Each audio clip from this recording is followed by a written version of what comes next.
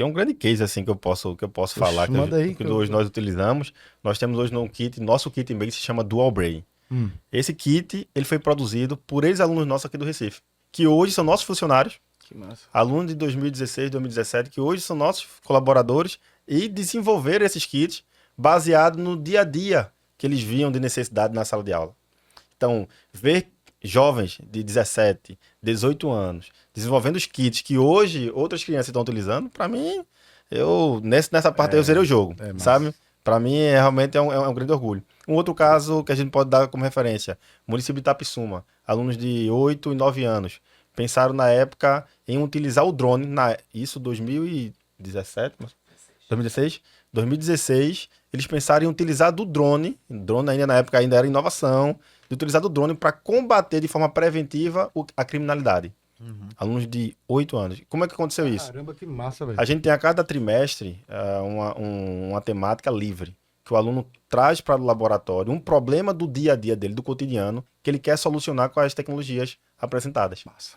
E aí eles pensam nessa solução. A nossa educação ela sai dos quatro paredes, sabe? Não é só pensar na quatro paredes da escola. É no bairro, é na rua. Porque cada um cuidando da sua rua, a gente tem um mundo diferente. Concorda? Concordo. Então, a gente faz sempre esse estímulo. Então, além do kit, tem esse caso do que eles intitularam do drone pega ladrão. Um ano depois, vocês podem pesquisar depois na internet aí, acho que um ano depois, o João Dória lançou em São Paulo o Drone Pool. Eu sempre brinco, João Dória viu essa matéria do menino de Itapissuma, 30 mil habitantes, 25 mil habitantes, e do Nordeste chegou lá. Porque foram alunos daqui de 8 e 7 anos que chegaram a pensar isso antes, em uma capital, nossa principal capital hoje do país, depois colocou algo desse sentido, dessa magnitude, para acontecer. Isso pra gente também é outro case que isso repercutiu em pautas nacionais, enfim, regionais. Foi um outro grande case. E são alunos, no caso, que ainda estão fazendo segundo grau, é? No caso, esses dos que já concluíram o ensino. Não, até... desse caso específico do drone. Em que momento? Não, Já era pós? eles estavam, eram 8 anos de idade. Caramba, 8 anos de idade a galera tinha? 8 anos de idade. 8 anos. Meu irmão. Então ainda estava no anos iniciais ali ainda, né? Fundamental 1, 2.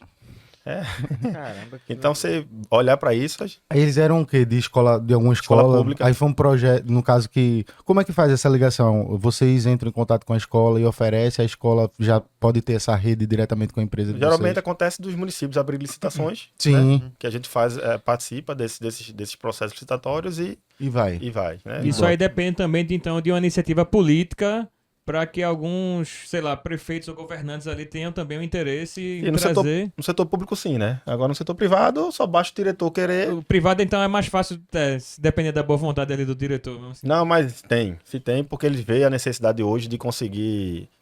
Hoje são aproximadamente 6 milhões de alunos que a gente perde anualmente das escolas, né? Caramba. E um dos indicadores principais é o engajamento. É reter, sabe? Eu ia falar naquela hora. Só rapidinho, não esquece não. Isso é um dado de escola pública? Não, Brasil, Geral. Geral. Todas as escolas. geral. Porra, não Ótimo. sabia disso não. O que eu ia falar naquela hora... E corrigindo, não são 6, são 9 milhões. 9 milhões de jovens vão deixando. Isso é um estudo recente do Datafolha, né? E as principais razões, eles falam aqui, né? O abandono por falta de engajamento, baixa autoestima intelectual e as necessidades financeiras. Total, Interessante. velho. Isso aí é Entendeu? um dado Aí você vê. terrível. 9 milhões. É muita gente. Ano, né? Ano. Uma coisa que eu ia trazer que tem a ver aqui com o papo, a gente tava falando dessas questões do time da tecnologia, né? Na educação, né? De modo geral. Quando a gente era criança, eu e o Gabriel, assim, tinha essa coisa assim da vontade da escola de se ter aula de informática com computadores bons, né? Eu acho que os alunos, assim, pelo menos eu na minha época, ansiavam muito por ter o contato com o computador e mexer, entender e tudo isso. Só que na nossa época existia o lance que era o seguinte, era aula de informática. Então na aula de informática você tinha esse acesso.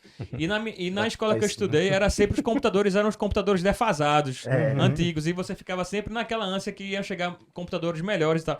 Teve uma época que até chegou, mas o ponto que eu quero chegar é que enquanto a gente estava ali, né, aqui em Recife, tendo esse tipo de aula, às vezes você ia ler alguma revista ou alguma reportagem sobre educação em países mais desenvolvidos e os lugares mais desenvolvidos, poucos anos depois desse momento, era tipo assim, era de ter o conceito de que ao invés de você ter a carteira de onde você senta para ter o caderno e fazer as anotações com o caderno, era que cada carteira tivesse um computador para você usar o computador ali para anotar ou ter as aulas ali direto, porque era o No Mazarella era 2 PC pra turma, velho. olha Dividia só. de 10 em 10 Então, pra ir isso era o devagar. vislumbre do futuro. Então, as escolas que eram de ricos, vamos assim dizer, em alguns países mais desenvolvidos, tentavam aplicar esse tipo de coisa, achando que estavam fazendo a coisa certa.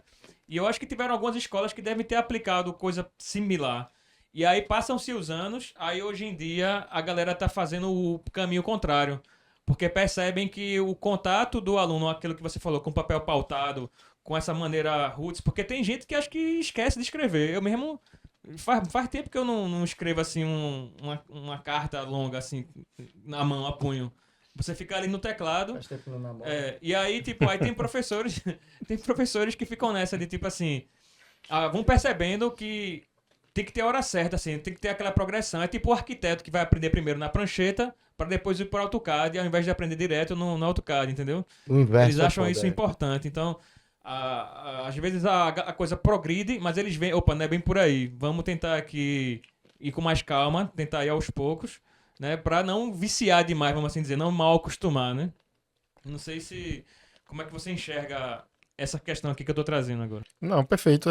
Em relação a essa utilização da tecnologia, desse computador, eu lembro da minha época de aula de informática, foi Maria. Chegava lá, o que a gente aprendia, na verdade, era colocar e remover disquete. É. Era basicamente isso, né? Eu acho que tudo na vida é o como, sabe? É como a gente fala, é como a gente vai utilizar essas abordagens. Colocar simplesmente o computador numa mesa, ou colocar até iPad em cada cadeira, em cada carteira, não é o suficiente, né? Eu acho que o mais importante, a gente precisa promover em sala de aula é a interação social. O mais importante é entender que cada um é diferente, que existem diversas divergências ali, que a gente precisa aprender a conviver com essa divergência. E o ensino tradicional, ele não auxilia nisso, não. Porque cada aluno se sente enfileirado, cada um na sua posição. Ali já tô dando um recado, ó, cada um possível. O recado que eu passo de comportamento é esse, ó, olhe pra frente, se concentra aqui, eu sou a única pessoa que sei deste ambiente, e você só vai aprender comigo. E essa não é a realidade. Enquanto eu não tô aprendendo com vocês aqui hoje. Entendeu? Então ando o Brasil inteiro, ando o mundo também pesquisando, estudando, mas eu vejo que todo dia eu aprendo mais. Né? E vou continuar nessa constância. Então acho que a gente pensar em tecnologia, mais uma vez eu reforço, a tecnologia é o que vai ajudar o ser humano. Então eu posso utilizar de uma caixa de papelão para uma sala de aula e tornar muito mais atrativo do que um PC gamer. Com certeza. Sim. Entendeu? É o como, não é o que. Em relação ao ensino, eu sempre senti falta disso, porque Gabriel fala, Rafa é CDF, só que, tipo, na minha vida, principalmente o meu pai foi muito, assim, ele encheu o Rigoroso. saco pra eu estudar, e o que eu boto na minha cabeça, eu acho que eu aprendi uma fórmula, tá ligado? Eu sabia como me concentrar, eu sabia como escrever e como é que eu ia passar ali de ano, tá ligado?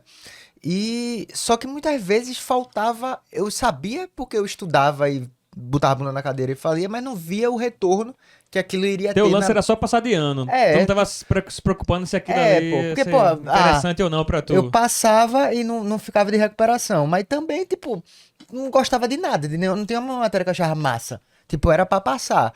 Só que aí, qual é o lance? Eu sempre me intrigou, principalmente depois que eu tipo, hoje sou estudante de economia e fui pra esse lado assim, Caramba. que eu olho que, tipo, não faz nenhum sentido a gente ter uma aula de matemática, ou seja, aula que for, e você não ter educação financeira, velho. Porque eu passei 17 anos na minha vida numa escola pra você aprender conta e equação em segundo grau, pra você ver gente, porra, e amigo meu, gente que tirava nota boa e não ter controle com dinheiro. E não ter, isso é o quê? Coisa que a gente não vê, pô, que, tipo, básico, pô. É muito básico que poderia estar lá. E, tipo assim, até que ponto qualquer matéria, mesmo que tu vá dar o conteúdo tradicional de Enem, tipo, que você tem que aprender porque tem aquela prova lá e tem que passar. Mas tem como tu trazer coisas pro teu dia a dia, tipo, uma aula de química. Pô, o cara pode dizer, pô, essa substância aqui é corrosiva e, tipo, e aplicar isso à realidade muito mais do que foi a minha vida inteira. Tu falou isso aí agora, porque, velho, tu foi CDF pra caramba no GGE, que ser CDF no GGE já era foda, e não teve nada de educação financeira. Hoje tu tá fazendo economia, que se tu tivesse tido lá, tu ia chegar com a bagagem pra... Tá entendendo como isso? Eu sinto falta até de coisas até artísticas, tipo música. Sim. Cultura, por exemplo. Cultura, pô. O incentivo à cultura, a gente tem, por exemplo, teatro dentro dos... Pintura dentro do espaço. A gente conversava recentemente agora no almoço sobre isso, né? Da importância a gente introduzir mais a cultura. Que a gente tá perdendo cada vez mais. A nossa cultura hoje é o TikToker. É o passinho que você tá falando aqui. Então, eu sei que existe essa transição, mas a importância de a gente resgatar, né, e preservar a nossa cultura, quando eu falo no sentido da Lia de Itamaracá, por exemplo, né, do coco de ciranda. Então, enfim, pensar nessas culturas, que a escola também tem essa função. Né? Não é só pensar somente em tecnologia, não, vamos olhar só para IA, olha para esse lado aqui e segue. Né? Todo extremo leva ao que a gente já conhece. Né? Então é importante a gente ter esse equilíbrio na vida. Né? Então, por exemplo, a gente utiliza tecnologia em sala de aula, mas a dissertação de todos os projetos dos alunos ainda hoje são manuscritas. Então eles usam computador, mas na hora de fazer a dissertação sobre o que aprenderam, é manuscrito. Porque a ciência ainda comprova que a forma melhor ainda de se absorver é através da escrita. Pô, Rafa, e aí eu uso esse exemplo da educação financeira, porque tem a arte, música, assim, coisas que são massa, mas a gente sabe que isso é um estigma da sociedade. Tem muita gente que tem um preconceito em relação a isso e tudo. Mas eu falo da educação financeira porque é tipo uma coisa que reflete no país. Tipo, o país, pô, o Brasil é um dos países que a galera tem mais dificuldade de se organizar financeiramente. E é uma coisa tão simples que isso você pode colocar numa aula de matemática. Se tu faz conta e tu divide a coisa, por que tu não pode fazer uma questão de dizer assim, ó, tu tem X de dinheiro, vamos fazer... calcule para que tenha um melhor rendimento, é fazer uma poupancinha, quanto vai gastar. Isso aí é uma questão simples de matemática, tu pode trazer isso e não traz. O entendimento de inflação, o que é a Selic. Se a gente sair por aí perguntando na rua o que é Selic, eu escutei disso na minha faculdade. Então, imagina quando a gente tá lá no início, que é muito mais fácil de assimilar, aprender os conteúdos, se você tivesse tido esse incentivo. Total. E financeiro está na vida de todo mundo. Exato. A gente vive no mundo capitalista. Exato. Né? Exato. O financeiro está... Eu, particularmente, aprendi a lidar com dinheiro depois devendo. Fui empreender, meti a cara, vi que apurado não era lucro, devi. Quando eu vi que não estava devendo mais do que eu estava ganhando, eita, tô no caminho errado. Ele não poderia ter aprendido lá na escola?